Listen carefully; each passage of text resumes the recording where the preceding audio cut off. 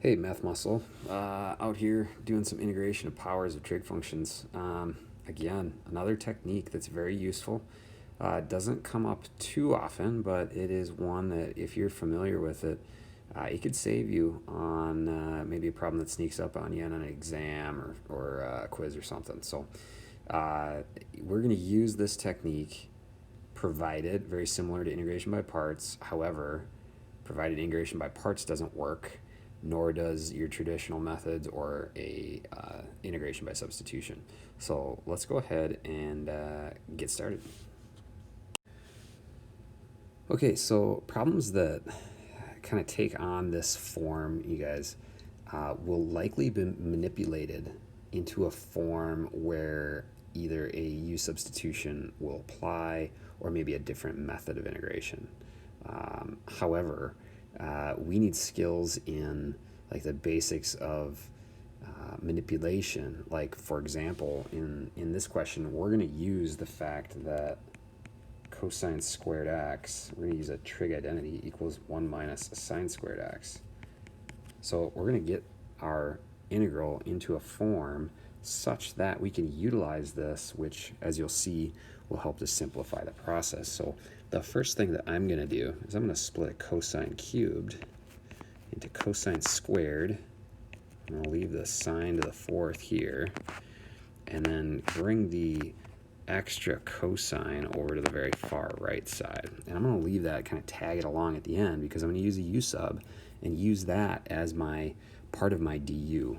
Okay, so you'll see what I mean in just a second. So the next step I'm going to use is a trig identity. So I'm going to use this 1 minus sine squared x, and I'm subbing that in.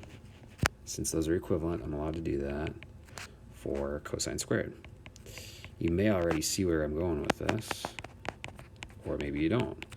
So the next thing I'm going to do is I'm going to distribute this sine to the fourth into the expression 1 minus sine squared. So that will give me sine to the fourth minus sine to the sixth. That expression times cosine of x. So the cosine of x is kind of like your little brother or sister that your parents tell you to take to the park, and you say, you know what, you can come with me, but you are just going to hang out on the side until I'm ready for your purpose for being here, which is to not get you in trouble. But now what we're going to do is we're going to use a u sub. We're going to say u equals sine of x. And it just so happens that du equals cosine of x dx. So I'm going to replace the cosine x dx at the end with a du. And the rest is going to kind of follow suit. So this would be u to the fourth minus u to the sixth du. Wow, that was really easy to integrate now. Check this out. This will be u to the fifth over 5 minus u to the seventh. It's a 7 over 7. Plus c, of course. Now, I don't want this in terms of u due to the fact that it started in terms of x. So this will be, since u was sine x, this will be sine of x to the fifth over 5 minus sine of x to the seventh over 7 plus c. Awesome. That will be the integral of cosine cubed x sine to the fourth x dx. All that I did was use a little bit of manipulation and a trig identity. Let's do another example.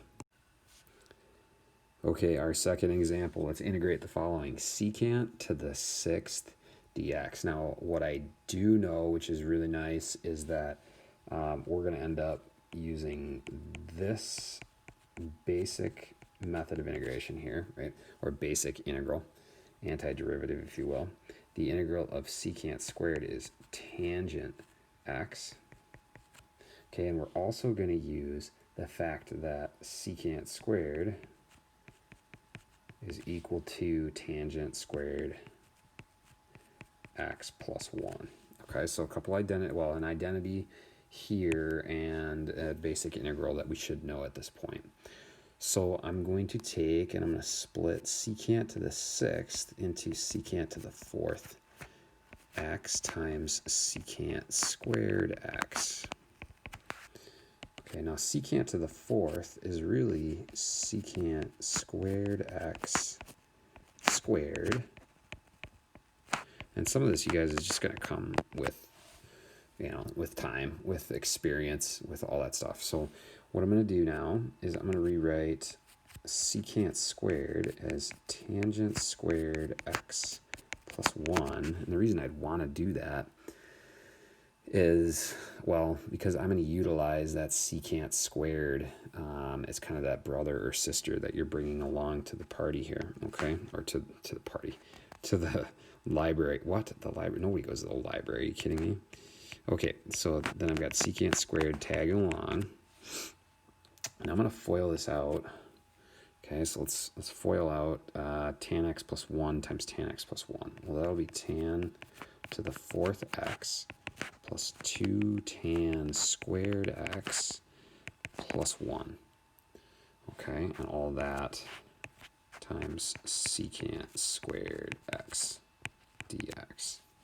Okay, now I can't do what I did before, where I left, what was it, cosine x on the outside. I can't do that, and the reason why is the stinking 1 right here, right? Because I can't use a u sub because that doesn't contain a form of tangent squared, okay? Because the derivative of, it doesn't involve a form of tangent. So I'm going to distribute the secant squared to each of those terms. So I'm going to create 3 separate integrals.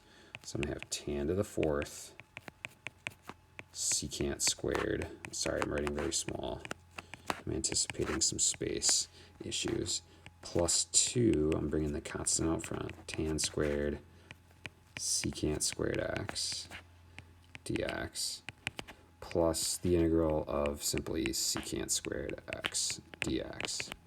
All right, now let's split this up into 3 like we have here. I'm going to do u sub here. U is going to equal tan x. So du is going to equal, nice, secant squared x dx. All right, so this would be the integral, this first one, of u to the 4th du. Okay, so that will equal u to the 5th over 5. Okay, second one. This will be, let's see, again, u is equal to tan x. So du is equal to secant squared x dx.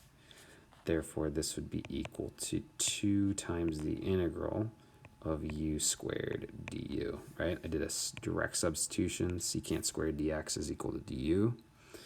When I integrate that, that will equal 2 times u to the 3rd over 3. Okay, and in our last piece here, I don't have to do a u sub. I already know this. The integral of secant squared x dx is tan x. So this is going to equal tangent of x. Now, I got a little bit of simplifying to do here. That first red portion will be tangent to the 5th x over 5 plus 2 tangent x cubed over 3